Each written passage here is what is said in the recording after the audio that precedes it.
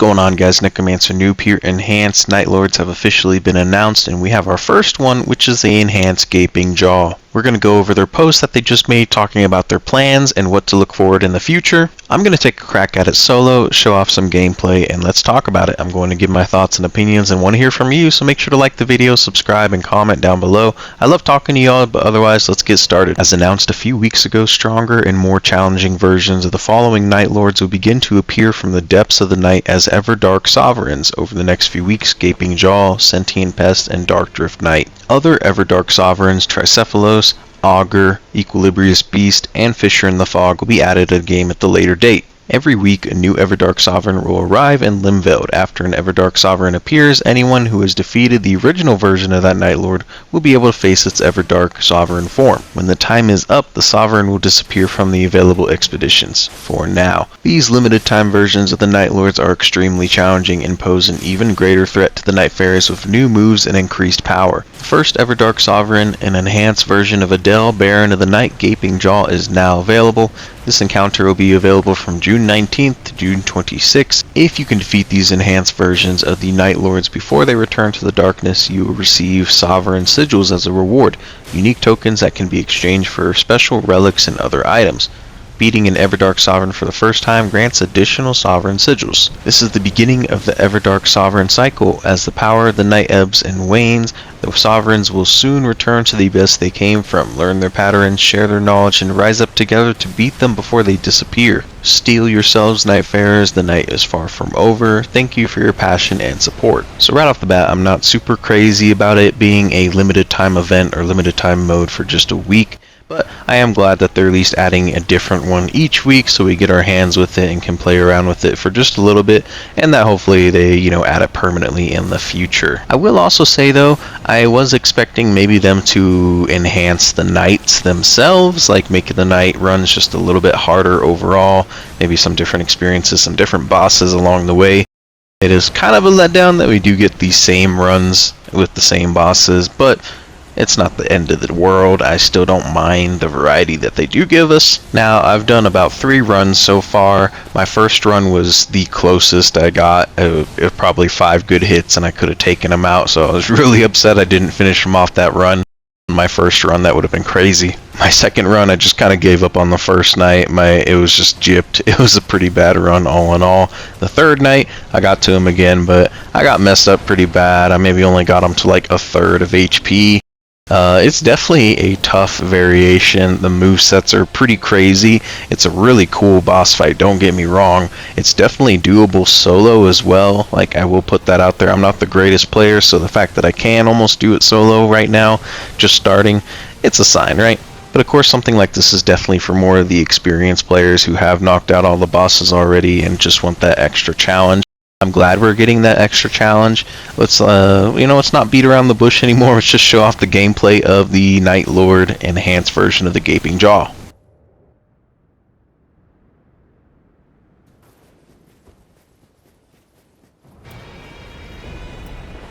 So right off the bat, incredibly aggressive off-rip, which is a big difference compared to how it normally is. It kind of hops out of the ground, walks its way towards you, maybe starts with a hit like that, instead of doing a big diving electricity attack like it does later on in the phases.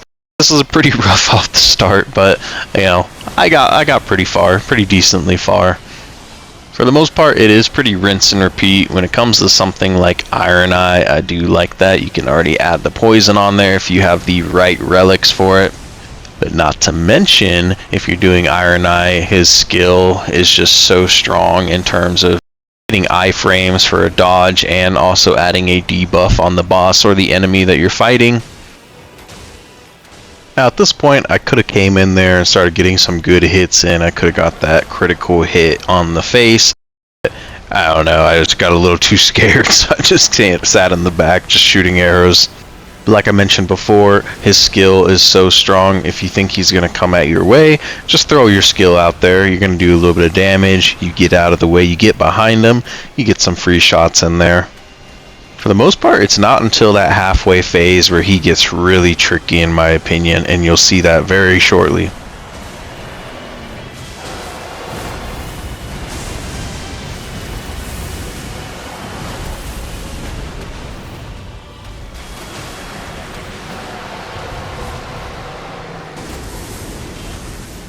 This part is absolutely wild. That move set that he starts doing is crazy.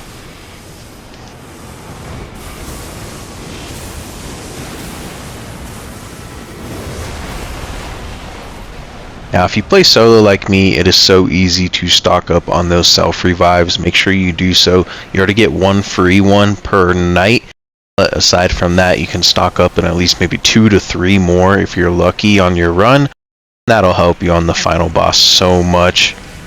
Also, I didn't want to spoil this experience for me, you know, I didn't look at any new videos that came out or anyone that has played this boss already, but I didn't realize there were spirit jumps on the outside, so you're supposed to dodge the initial hit very far and then jump in with the spirit jump, attack him, start going at it inside the circle. I didn't realize that was the thing, but now you know. Do not be like me and just try to tank that hit, because you will die like I did too.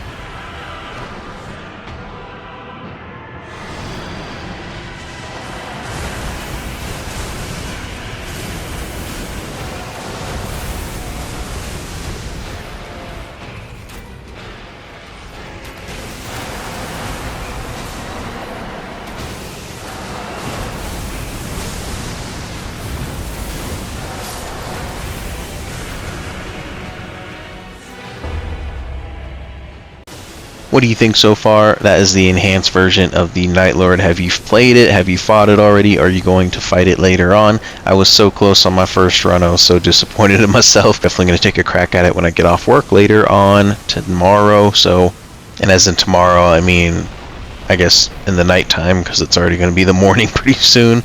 Then I got to get ready for work. But anyways, I hope you guys enjoy this video. I like the movesets. I like the new additions that they added to this fight. I think they're all great, all in all. I will be honest though, as a somewhat long-time player, but not a crazy player, all in all, I do think they could have made this a bit harder. You know, I'm just saying.